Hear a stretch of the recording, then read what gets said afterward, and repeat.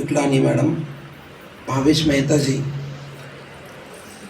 Doctor Pandya sir, प्रीति Dave madam, सागर चोटालिया sir और यहाँ पे उपस्थित संपूर्ण गुजराती के स्टूडेंट्स, जो ज़रूरी नहीं है कि गुजराती विषय के ही छात्र हो, लेकिन गुजराती जानने वाले, गुजराती समझने वाले, गुजराती बोलने वाले, आप सबका मैं तहे दिल से स्वागत करता हूँ। और पंड्या सर, चोटालिया सर और प्रीति मैडम को धन्यवाद देता हूँ कि इतना खूबसूरत आज उन्होंने कार्यक्रम यहाँ पे आयोजित किया है। कुछ पेरेंट्स भी यहाँ पे आए हुए हैं। एक बात यहाँ पे मैं आप सबको, बच्चों को कहना चाहूँगा कि ये जो प्रोग्राम्स हम लेते हैं,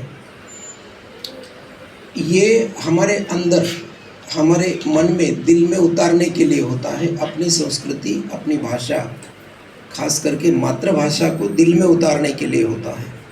ये कोई फॉर्मेलिटी की बात नहीं है कि गुजराती प्रोग्राम, गुजराती डिपार्टमेंट है तो गुजराती का प्रोग्राम ले लो। It's not like that.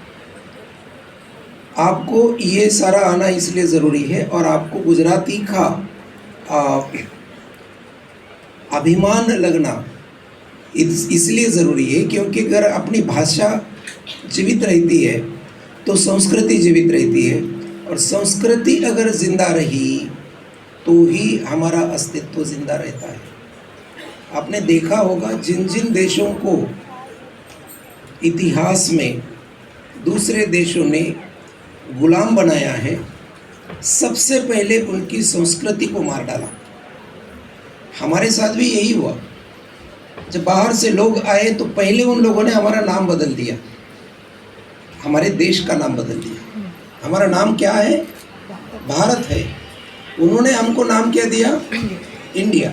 क्यों दिया? क्योंकि ये बोला गया हमको कि ये नाम गलत है, ये नाम गंदा है, ये अच्छा नहीं है, इंडिया अच्छा है।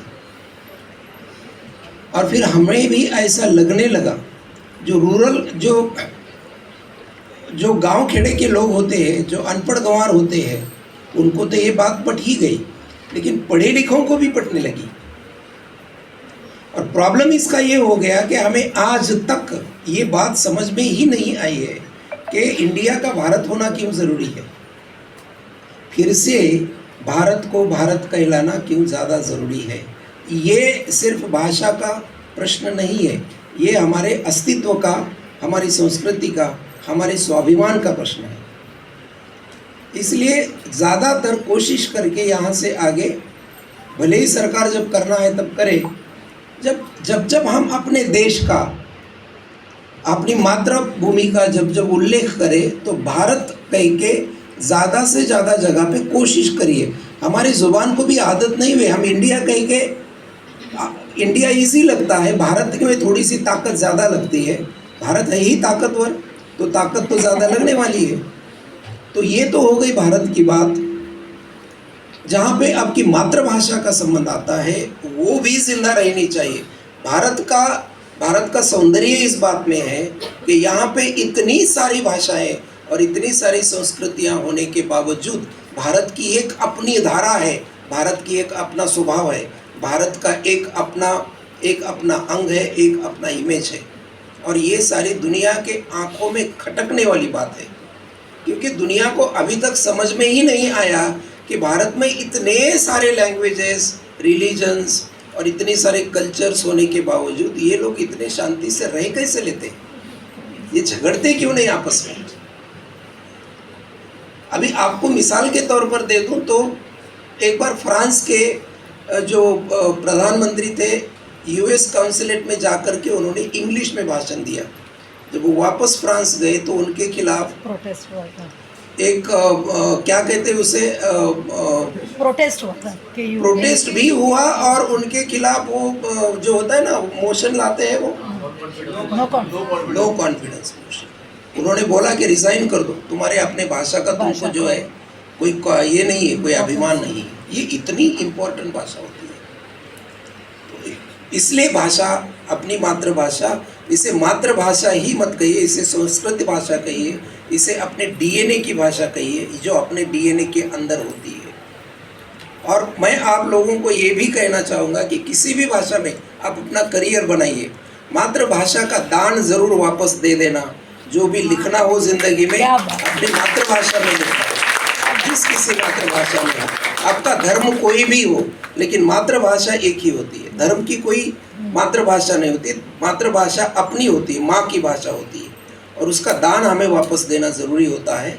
और ये जो काम आप कर रहे हैं सर, यहाँ पे आए हुए मेहमान और पेरेंट्स को मैं ये बता दूं, जो मुझे मेरे बहुत कम समय के साथ इस कॉलेज में जब से मैं कर रहा हूँ, जो पता चला है वो ये है कि बहुत वाइब्रेंट डिपार्टमेंट में से एक गुजराती डिपार्टमेंट है हमारा, जो सतत कार्यरत रहता है। और पंड्या सर और चोटालिया सर और ये प्रीति दवे मैडम पता नहीं कहाँ से इतनी एनर्जी लेकर के आते हैं, इतने ज़्यादा वाइब्रेंट और इतने ज़्यादा एक्टिव होते हैं कि, और बच्चों भी फिर इनके तरफ देख कर के बच्चों में भी एक जोश भर लिया जाता है, वो नेचुरल है। और क्योंकि टीचर ही आपका इतना जोशीला है तो बच्चों को तो होना ही है। और ये जो अभी डांस कर रहे थे कन्याएं बाहर, मैडम इनको ज़रा नैक के विजिट के टाइम पर भी ज़रा हमको अभी नैक आ रहा है कॉलेज में, सबसे बड़ा टेंशन है बच्चों, नैक के बारे में भी सोचो। और आपका मैं बहुत शुक्रिया करता हूँ सर, आपने ये यहाँ पे प्रोग्राम रखा। और मैडम आपका और सर तहे दिल से स्वागत है, थैंक यू वेरी मच।